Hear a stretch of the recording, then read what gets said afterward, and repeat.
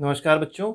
हम लोग आज डिस्कस करेंगे एक बहुत इंपॉर्टेंट क्वेश्चन, और जो इम्पोर्टेंट क्वेश्चन होगा ये क्लास 10th का सीबीएसई बोर्ड का आया हुआ क्वेश्चन है, पहले आ चुका है। तो उसी को आज हम लोग बहुत डीप में डिस्कस करेंगे, एक एक चीज़ डिस्कस करेंगे, जिससे आपको न्यूमेरिकल कैसे सॉल्व किया जाता है ये पूरा कॉन्सेप्ट आज क्लियर हो जाएगा चैप्टर लाइट का। तो चलिए देखते हैं क्वेश्चन में क्या कहा गया है। An object 4 centimetre in size placed at 25 centimetre. देखिए ये ऑब्जेक्ट कहा गया है कि ऑब्जेक्ट 25 सेंटीमीटर पे रखा गया है। तो एक एक करके चीज़ों को पहले आप लिखना स्टार्ट किया करिए, कैसे चीज़ों को किया जाता है। तो ऑब्जेक्ट ऑफ 4 सेंटीमीटर साइज, इसका मतलब हाइट ऑफ ऑब्जेक्ट दी गई है 4 सेंटीमीटर। इसके बाद आगे हम बढ़ते हैं। प्लेस्ड कहाँ रखा गया है? 25 सेंटीमीटर रखा गया है। इसका मतलब ऑब्जेक्ट डिस्टेंस जो है वो 25 सेंटीमीटर है। यहाँ आपको एक बात याद रखनी है साइन कन्वेंशन से रिलेटेड, कि जो ऑब्जेक्ट डिस्टेंस होती है वो कभी पॉजिटिव नहीं होती, हमेशा क्या होती है? निगेटिव होती है। इसके बाद जो मिरर दिया गया है वो कैसा है? Concave mirror. तो आप क्या करिए, एक साइड में एक छोटा सा रफ डायग्राम के लिए एक मिरर बना लीजिए, और कौन सा मिरर? कॉनकेव मिरर बना लीजिए। तो ये आपका हो गया पोल, ये आपका हो गया फोकस, और ये आपका हो गया centre of curvature. Focal length कितनी दी गई है? 15 centimetre, means F is equal to 15 centimetre दिया गया है।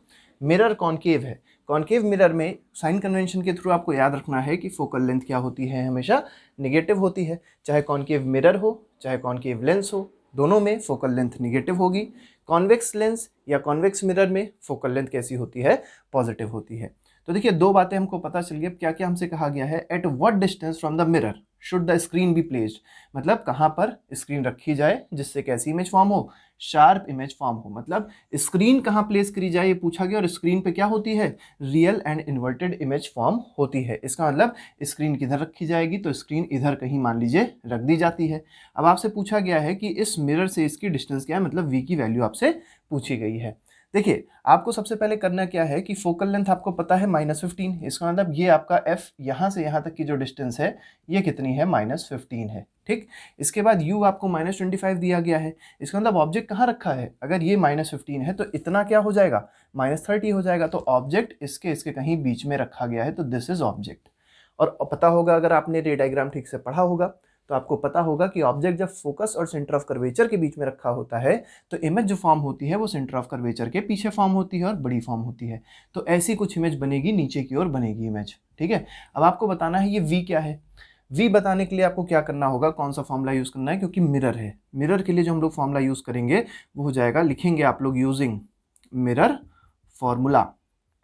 ठीक है। मिरर फॉर्मूला यूज करने से पहले आपको मिरर फॉर्मूला लिखना पड़ेगा, क्योंकि बोर्ड में भी इसके मार्क्स होते हैं।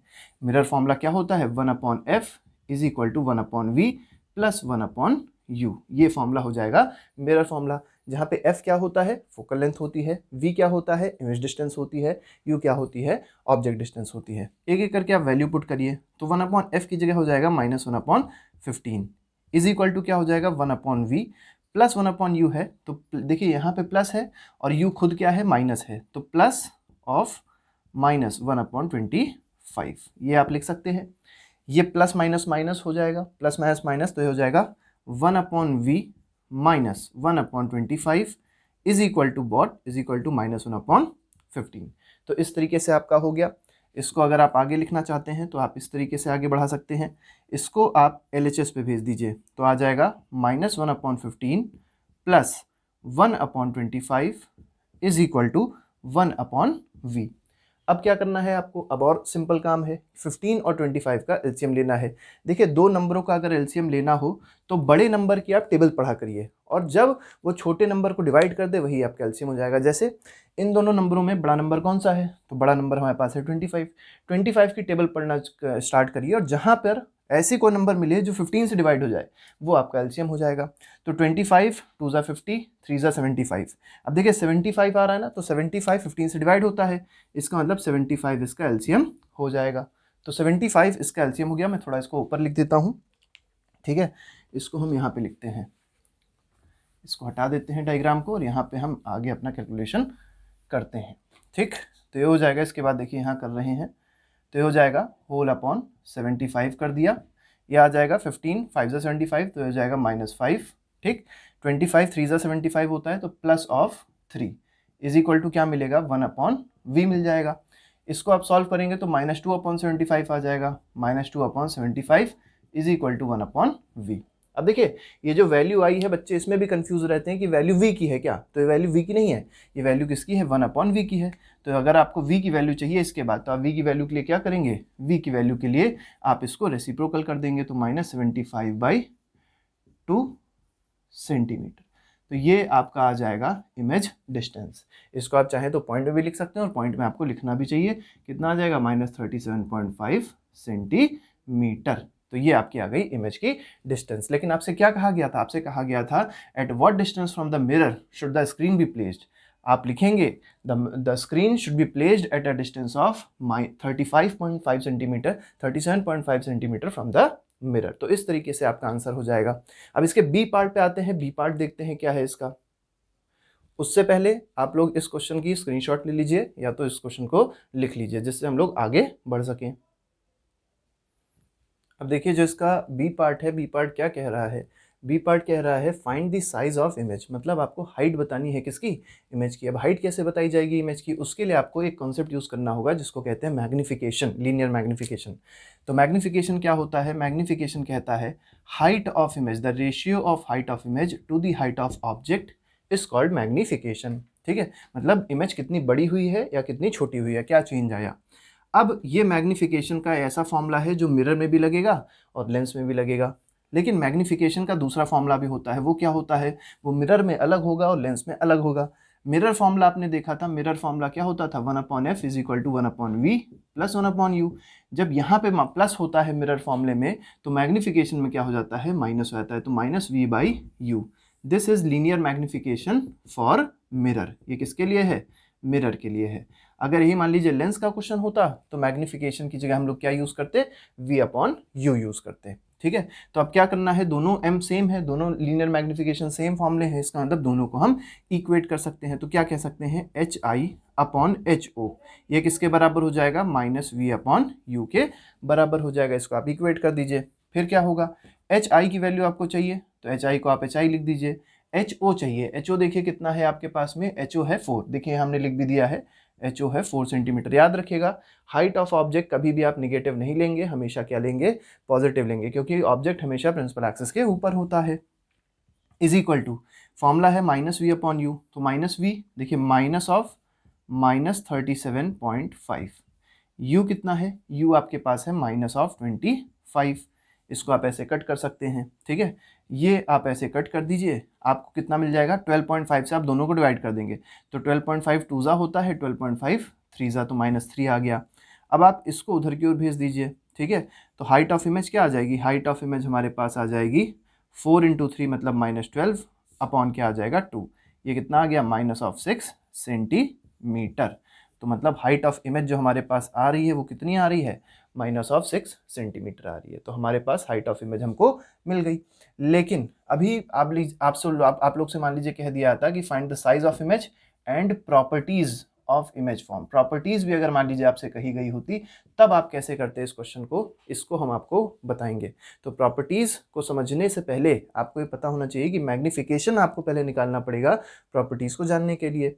ठीक है, तो मैग्निफिकेशन आप किसी भी फॉर्मूले से निकाल सकते हैं। चलिए इस फॉर्मूले से अब हम मैग्निफिकेशन निकाल के देखते हैं कि मैग्निफिकेशन फैक्टर क्या आ रहा है और फिर उससे कैसे हमको पता चलेगा कि इमेज की प्रॉपर्टीज क्या होती है।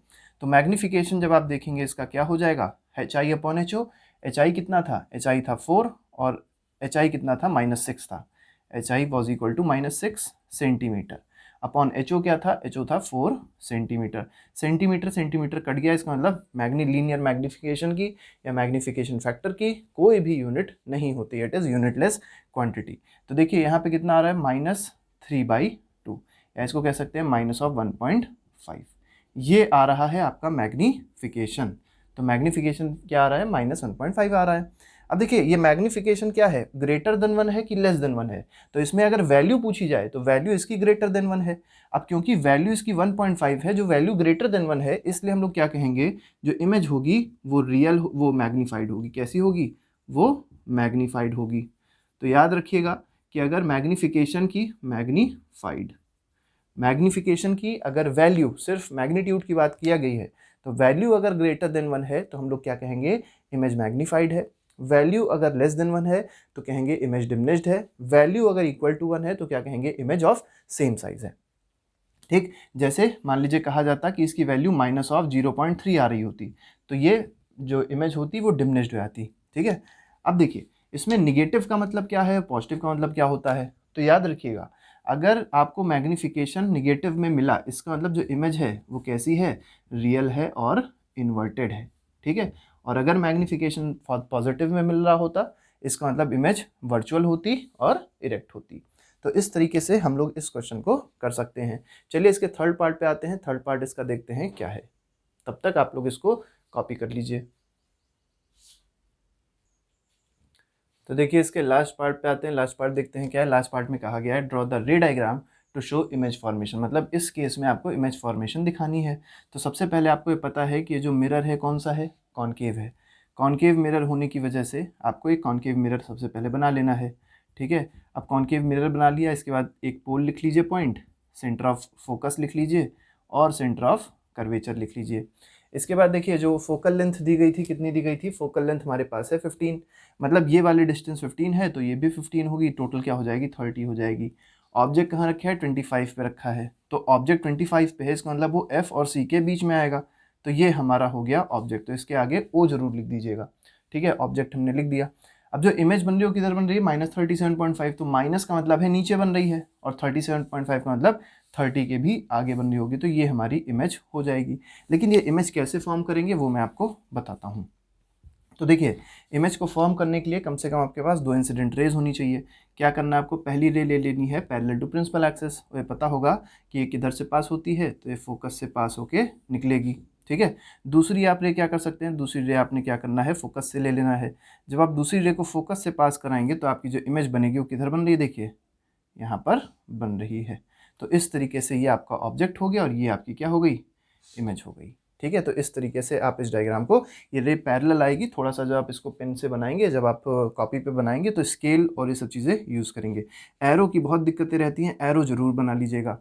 तो ये ऑब्जेक्ट हो गया, ये इमेज हो गई। ठीक है, ऑब्जेक्ट की हाइट आपको पता है क्या है, 4 सेंटीमीटर है, और इमेज की हाइट पता है क्या है, -6 सेंटीमीटर। माइनस का मतलब क्या है, इमेज नीचे बन रही है। तो आप लोग डायग्राम से भी देख सकते हैं कि इमेज क्या है, बड़ी है। ठीक है, ऑब्जेक्ट से इमेज क्या है, मैग्नीफाइड है, इसके साथ ही साथ रियल है और इन्वर्टेड भी है।